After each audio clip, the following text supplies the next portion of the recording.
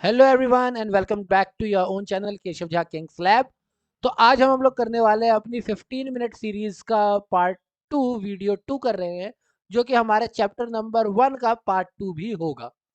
पिछले चैप्टर में हम लोगों ने ये पढ़ा था, पिछले पार्ट हमने ये पढ़ा था कि भाई मैनेजमेंट क्या है और मैनेजमेंट के कैरेक्टरिस्टिक्स क्या है। हमने मैनेजमेंट के कैरेक्टरिस्टिक्स के बारे में बात कर ली थी, मैनेजमेंट के बारे में बात कर ली थी। अब एक चीज वर्ड आई थी बीच में, वो था फंक्शन ऑफ मैनेजमेंट, जो मैंने कल बताया नहीं था, लेकिन आज की वीडियो में मैं हल्का सा एक्सप्लेन कर देता हूँ। देखिए, कैरेक्टरिस्टिक्स, इंपॉर्टेंस, ऑब्जेक्टिव, हर चीज सुनने में एक जैसी लग सकती है पर होती सारी अलग अलग है। बच्चे बहुत ज्यादा कंफ्यूज हो जाते हैं कि कैरेक्टरिस्टिक्स क्या है, इंपॉर्टेंस क्या है, सारी चीजें अलग अलग है।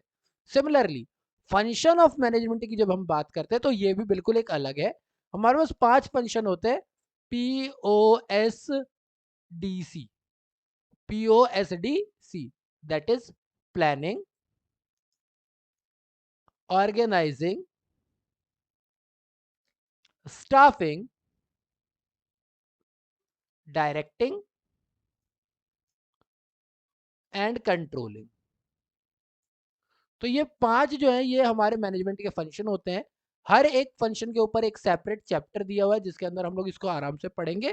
फिलहाल हम बस इतना जानते हैं कि जब हम फंक्शन ऑफ मैनेजमेंट की बात करते हैं तो वो है planning, organizing, staffing, directing and controlling. ठीक है। तो आज जो दूसरी चीज हम लोग पढ़ने वाले हैं वो है ऑब्जेक्टिव ऑफ मैनेजमेंट। देखो, अगर आप मैनेजमेंट कर रहे हो तो हमने क्या कहा कि मैनेजमेंट कैसा प्रोसेस होता है, एक गोल ओरिएंटेड होता है। बात वहीं पे आएगी, हर बार वहीं पे आएगी। तो अगर गोल ओरिएंटेड होगा तो इसका मतलब गोल है, यानी इसका कोई ऑब्जेक्टिव है ना, गोल है मतलब कोई ऑब्जेक्टिव है। तो मैनेजमेंट के जो ऑब्जेक्टिव होते हैं वो क्या होते हैं? तो बेसिकली मैनेजमेंट के ऑब्जेक्टिव को 3 पार्ट्स में बांटा जाता है। सबसे पहला होता है इकोनॉमिक, दूसरा होता है सोशल और तीसरा होता है पर्सनल। ठीक है। इकोनॉमिक देश के लिए, व्यापार के लिए यानी अपने बिजनेस के लिए और देश के लिए। सोशल देश के लोगों के लिए। पर्सनल अपने लिए। ठीक है। बिल्कुल चक दे इंडिया वाली बात ही कर रहे हैं। पहले देश के लिए खेलो, फिर स्टेट के लिए खेलो, अगर कुछ बचता है तब जाके अपने लिए खेलो। यानी सबसे पहले आपको बिजनेस और देश को देखना है, फिर देश के लोगों को देखना है और फिर अपने बारे में सोचना है। तो 3 तरह के ऑब्जेक्टिव है हमारे पास, इकोनॉमिक, सोशल और पर्सनल ऑब्जेक्टिव। ठीक है। अब अगर हम मैनेजमेंट के ऑब्जेक्टिव की बात करते हैं तो सबसे पहले हम लोग बात करते हैं ऑर्गेनाइजेशनल ऑब्जेक्टिव या फिर इकोनॉमिक ऑब्जेक्टिव की। बेसिकली इसके 3 स्टेजेस होते हैं। इसके 3 स्टेजेस है। पहला स्टेज है सर्वाइवल, दूसरा है प्रॉफिट, तीसरा है ग्रोथ। यानी कि पहले जब मैं बिजनेस स्टार्ट करूंगा तो मैं बिजनेस स्टार्ट करते ही ये नहीं सोचूंगा कि 1 महीने के अंदर मुझे दूसरे शहर में भी खोल देना है। पहले बिजनेस स्टार्ट करूंगा तो मैं सोचूंगा बिजनेस चल तो जाए कम से कम। एक डायलॉग आप लोगों ने बहुत सुना होगा कि 6 महीने तो घर से पैसे लगाने पड़ेंगे, 6 महीने तक तो घर से पैसे लगाने पड़ेंगे। इसका मतलब क्या है, हम वो पैसे क्यों लगाने के लिए तैयार है? क्योंकि हम लोग क्या कर रहे हैं, सर्वाइवल कर रहे हैं। तो हमारा पहला इकोनॉमिक ऑब्जेक्टिव है कि हमारा बिजनेस सर्वाइव करे। एक बार सर्वाइव कर लेता है तो हम कहते हैं कि आप प्रॉफिट कमाना चालू करते हैं। और जब हमारे पास प्रॉफिट भी आने लगता है तब हम लोग बात करते हैं ग्रोथ की। अगर मैं एज ए स्टूडेंट बात करूं तो हमारे 3 घंटे का पेपर होता है। जो फर्स्ट घंटा होता है ना, फर्स्ट आवर जो होता है, 45 मिनट, उसमें मैं कहता हूँ भाई, हे भगवान, हे भगवान, 33% तो कम से कम ले ही आऊँ। 33% मार्क्स तो बन जाए ताकि मैं इस क्लास में सरवाइव कर जाऊँ। जब वो अगला घंटा आता है तब मैं जाता हूँ प्रॉफिट के लिए कि अरे भगवान, अब थोड़ा जो पास तो हो ही गया हूँ, थोड़ा सा इज्जत बचा लेना, 60-70 के % के बीच तो मार्क्स आ ही जाए। ये है प्रॉफिट कमाना। लेकिन जब मुझे पता है कि अब प्रॉफिट भी हो गया, इज्जत भी बच गई, सब कुछ हो गया, तब हम फिर मेहनत करते हैं लास्ट आवर में ग्रोथ के लिए कि यार अब तो 85 to 95 % के बीच में आने ही चाहिए। तो पहला क्या है, सर्वाइवल, दूसरा है प्रॉफिट, तीसरा है ग्रोथ। बिजनेस का भी यही होता है, पहले बिजनेस चल जाए, फिर घर में कुछ पैसे बचे। बिजनेस चल गया, घर में पैसे बचने चालू हो गए, तो अब बिजनेस को बढ़ाने का काम होगा। ठीक है। तो ये हमारे 3 काम होते हैं। क्लियर? देन आता है हमारा सोशल ऑब्जेक्टिव। सोशल ऑब्जेक्टिव देश के लोगों के लिए। भाई आप देश के लिए काम कर रहे हो, आपको लैंड, लेबर, कैपिटल, सारी चीजें कहां से मिल रही है? देश से मिल रही है। तो it is important for you कि आप देश के लोगों के लिए एम्प्लॉयमेंट जनरेट करें। आप जो प्रोडक्ट बना रहे हैं, जो सर्विस प्रोवाइड करवा रहे हैं, उनकी क्वालिटी अच्छी हो और उससे आपके एनवायरमेंट को नुकसान ना हो। ये 3 आपके सोशल ऑब्जेक्टिव होते हैं कि लोगों के लिए एम्प्लॉयमेंट क्रिएट करे, उनको क्वालिटी का प्रोडक्ट जो है वो गुड क्वालिटी का हो, सर्विस गुड क्वालिटी की हो और एनवायरमेंट करेक्ट हो। ठीक है, एनवायरमेंट को नुकसान ना पहुंचे। उसके बाद फिर जाकर के आता है आपका पर्सनल ऑब्जेक्टिव। पर्सनल ऑब्जेक्टिव के अंदर जब हम बात करते हैं तो हम ये कह रहे हैं, अभी आप लोगों ने अगर सुना हो, जो हमारे बोट के ओनर है, BOAT, बोट हेडफ़ोन्स के जो ओनर है, उन्होंने एक बात कही थी कि मैंने अपने कंपनी के अपने सीनियर से बोला था कि मुझे 50% हाइक चाहिए। मुझे अपनी सैलरी में 50% हाइक चाहिए। तो उसने कहा कि इतना थोड़ी ना होता है, 10 से 12% का होता है, उतना हाइक लेना है, ले लो। वो JBL में जब काम कर रहे थे, उन्होंने अपने इंटरव्यू में कहा कि वो जब JBL में काम कर रहा था, मैंने कहा 50% की मुझे चाहिए हाइक। उसने नहीं दी, उसने नहीं दी, तो मैंने कहा ठीक है, फिर मार्केट में मिलते हैं। तो इसका मतलब क्या है कि नहीं, जो कॉम्पिटिटिव सैलरी है वो दो अपने एम्प्लॉयज को, वरना एम्प्लॉय आपकी ऑर्गेनाइजेशन छोड़ के कहीं और चला जाएगा। उस वो वहां पर काम कर रहा है, एट द एंड ऑब्जेक्टिव उसका भी यही है कि उसे एक अच्छी इकोनॉमी, एक हेल्दी सैलरी चाहिए, उसे एक हैंडसम सम ऑफ सैलरी चाहिए। तो जैसी उसकी जॉब है, जैसा उसका काम है, उस तरीके से मार्केट में जो कॉम्पिटिटिव सैलरी है, आप वो उसे प्रोवाइड करो, अदरवाइज वो आपकी ऑर्गेनाइजेशन छोड़ के चला ही जाएगा। दूसरा, सिर्फ काम करना ज़रूरी नहीं है, आप उसे रिकॉग्निशन भी दो, आप उसे पहचान भी दो, वो बहुत ज़रूरी है। ताकि जब एक पर्सनल सैटिस्फैक्शन आता है ना एम्प्लॉय के अंदर, तो बहुत खुश होता है। आई डोंट नो आप लोगों ने एक मूवी है वो देखी हो या ना देखी हो, जिसका नाम है द इंटर्न।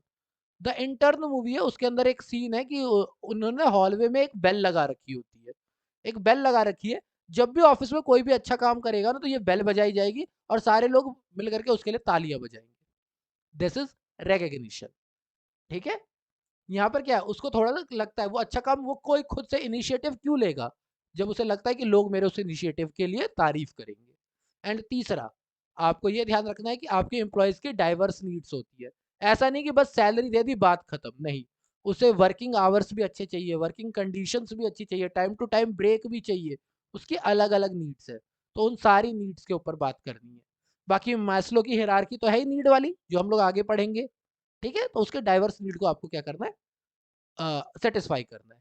ठीक है, तो ये हमारे क्या है, 3 ऑब्जेक्टिव है। क्लियर। इसके बाद आता है हमारा इंपॉर्टेंस ऑफ मैनेजमेंट।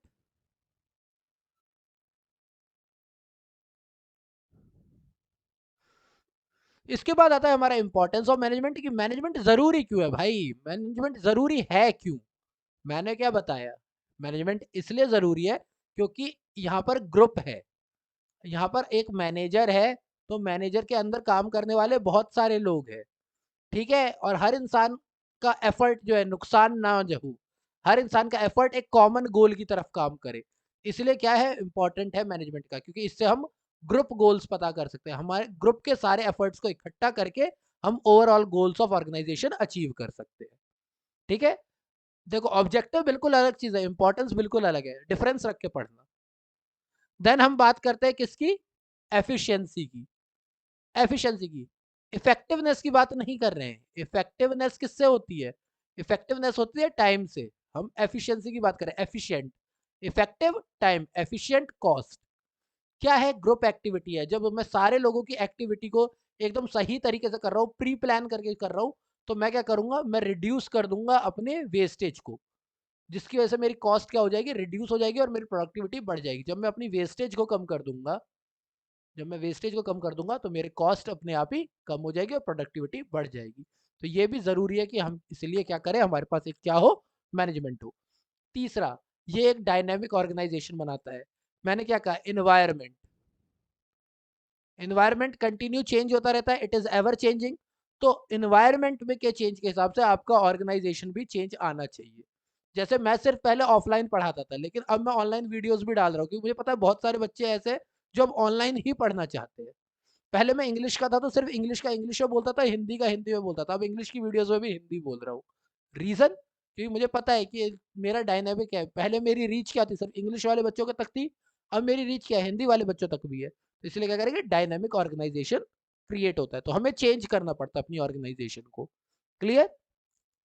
तीसरा, पर्सनल ऑब्जेक्टिव। हर इंसान क्या चाहता है, उसे एक अच्छी सैलरी मिले, उसे रिकग्निशन मिले। तो वो कब पता चलेगा, हम पर्सनल ऑब्जेक्टिव कब कर पाएंगे, जब हम इकोनॉमिक, सोशल और पर्सनल सबके बीच में तालमेल बिठा पाएंगे। तो उसके लिए मैनेजमेंट जरूरी है। और साथ ही साथ आपकी डेवलपमेंट ऑफ सोसाइटी के लिए भी मैनेजमेंट जरूरी है, क्योंकि आप जो प्रोडक्ट दे रहे हैं वो अच्छी क्वालिटी का होना चाहिए। आपको मार्केट में एम्प्लॉयमेंट अपॉर्चुनिटी प्रोवाइड करनी पड़ेगी, आपको नई टेक्नोलॉजी लेकर के आनी पड़ेगी। आज की डेट में आप लोगों को सबको पता है कि टेस्ला अगर इंडिया के मार्केट में नहीं है, तो उसका मेन रीजन यही है कि वो इंडिया में एम्प्लॉयमेंट जनरेट नहीं करना चाहती, वो इंडिया में मार्केट में सामान तो बेचना चाहती है, पर इंडिया में अपना प्लांट लगा करके एम्प्लॉयमेंट जनरेट नहीं करना चाहती है। तो इस वजह से ही हमने क्या कर रखा है, उसे रोक रखा है। तो इट्स गुड, हमें क्या चाहिए, एक अच्छी मैनेजमेंट चाहिए। मैनेजमेंट होगी तो ही हम लोग क्या करेंगे कि भाई नहीं, जिस देश में काम कर रहे हैं वहाँ की एम्प्लॉयमेंट अपॉर्चुनिटी भी लाना ज़रूरी है। वहाँ के लोगों को अच्छी क्वालिटी का प्रोडक्ट देना भी ज़रूरी है। लोगों की ग्रोथ, न्यू टेक्नोलॉजी भी लाना ज़रूरी है। ठीक है? तो आज हम लोगों ने 2 पॉइंट किए हैं, ज़्यादा कुछ नहीं किया, सॉरी 3 पॉइंट किए। पहला फंक्शन ऑफ मैनेजमेंट, सिर्फ नाम पढ़े हैं। ऑब्जेक्टिव ऑफ मैनेजमेंट की बात की है और इंपॉर्टेंस ऑफ मैनेजमेंट की बात की है। आई होप आपको आज की 15 मिनट की वीडियो में ये सारी बातें समझ में आ गई होंगी। अगर आपको कोई किसी चीज़ में कोई प्रॉब्लम है, कोई दिक्कत आ रही है तो प्लीज़ कमेंट करके बताओ, मैं उसके ऊपर दोबारा से वीडियोज़ बना दूँगा या उस पॉइंट को मैं आपको कमेंट में समझा दूँगा। So thank you for your time. Keep learning and दिमाग रखना, गोल बोर्ड से, ठीक है? Thank you.